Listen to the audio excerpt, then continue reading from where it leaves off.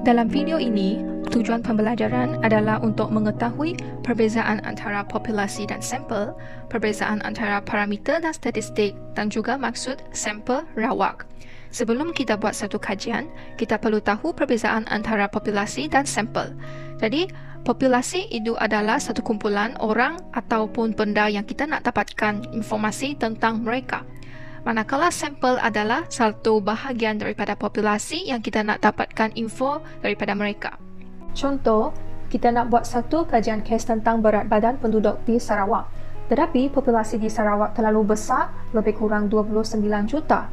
Sebab kita ada penduduk di Kuching, Sibu, Bintulu, Miri, Lubuk Antu, Petong, Song, Kapit dan daerah banyak lagi di Sarawak. Jadi di sini kita boleh nampak bahawa agak susah dapatkan maklumat daripada semua penduduk Sarawak. Jadi, kita boleh pilih sebahagian penduduk di Sarawak sebagai sampel kajian kes ini. Contohnya, kita boleh pilih 100 orang penduduk di daerah Kuching sebagai sampel kita. Sampel rawak adalah sampel yang kita pilih secara rawak daripada tempat tertentu. Jadi 100 orang penduduk di Kuching Sarawak adalah sampel rawak untuk kajian tadi.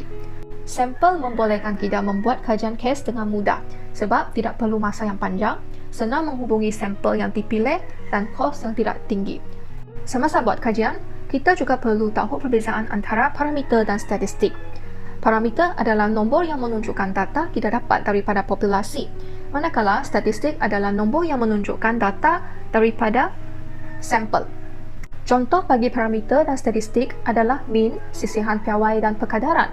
Apa yang kita perlu perhatikan di sini adalah simbol untuk mewakili data-data ini. Bila kita dapat informasi daripada sampel, kita guna simbol N kecil sebagai set sampel, simbol X bar untuk sampel mean, S kecil sebagai sisihan piawai sampel dan P hat sebagai perkadaran sampel. Ini adalah statistik sebab data semua ini adalah didapati daripada sampel.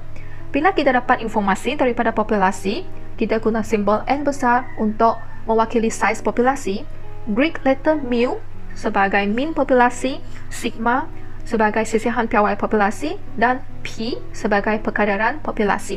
Ini adalah parameter sebab semua data ni berkaitan dengan informasi daripada populasi. Contoh, Azila telah buat kajian kes tentang pendapatan orang bujang di Sarawak. Daripada 1,000 sampel bujang yang dipilih, Azila mendapati bahawa mean pendapatan sebulan adalah 1,800 dan sisihan piawai adalah 400 sebulan. Saiz sampel N kecil adalah 1,000, mean sampel X bar adalah 1,800, sisihan piawai sampel S kecil adalah 400. Manakala saiz populasi N besar kita tidak tahu, mean populasi mu tak tahu, sisihan piawai populasi tak tahu juga. Kenapa kata yang berkaitan dengan populasi kita tak tahu? Sebab Azila tidak dapat data daripada populasi, tapi dia dapat data daripada 1,000 sampel sahaja. Jadi data semua yang dia dapat adalah statistik. Mari kita buat latihan pengukuhan ini. Anda boleh poskan video dan cuba menjawab soalan. Fiona ingin menganggar sisihan piawai jisim ikan dalam sebuah kolam. Beliau berjaya menangkap 150 ekor ikan dan didapati sisihan piawai jisim ikan adalah 1.5 kg. Kenal pasti A. Parameter, B. Statistik dan C. Sampel rawak. Untuk A, kita tahu parameter adalah data berkaitan dengan populasi. Jadi untuk mengenal pasti parameter, kita mesti cari kata kunci dia, iaitu data dan populasi. First, kenal pasti populasi dalam soalan ini. Populasi dalam soalan ini adalah semua ikan dalam sebuah kolam. Lepas kenal pasti populasi, next, kenal pasti apakah data yang Fiona nak berkaitan dengan populasi. Dalam soalan, data yang Fiona nak adalah sisihan piawai jisim. So, kamu gabungkan dua kata kunci ini. Data adalah sisihan piawai jisim, populasi adalah semua ikan dalam sebuah kolam. So, parameter adalah sisihan piawai jisim semua ikan dalam sebuah kolam. Ini adalah untuk parameter. Bagi statistik, statistik adalah data berkaitan dengan sampel. Mari kita cari kata kunci. Sampel dalam soalan ini adalah 150 ekor ikan dan data yang berkaitan dengan sampel adalah sisihan piawai jisim adalah 1.5 kg. So, kita gabung dua kata kunci ini adalah sisihan piawai jisim bagi 150 ekor ikan adalah 1.5 kg. Ini adalah statistik dalam soalan ini. Untuk C, sampel rawak.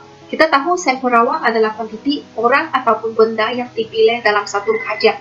Fiona telah menangkap 150 ekor ikan dalam kajian beliau, so sampel rawak adalah 150 ekor ikan. Kalau anda mendapati video ini sangat membantu, kamu boleh support saya dengan subscribe channel YouTube saya. Terima kasih.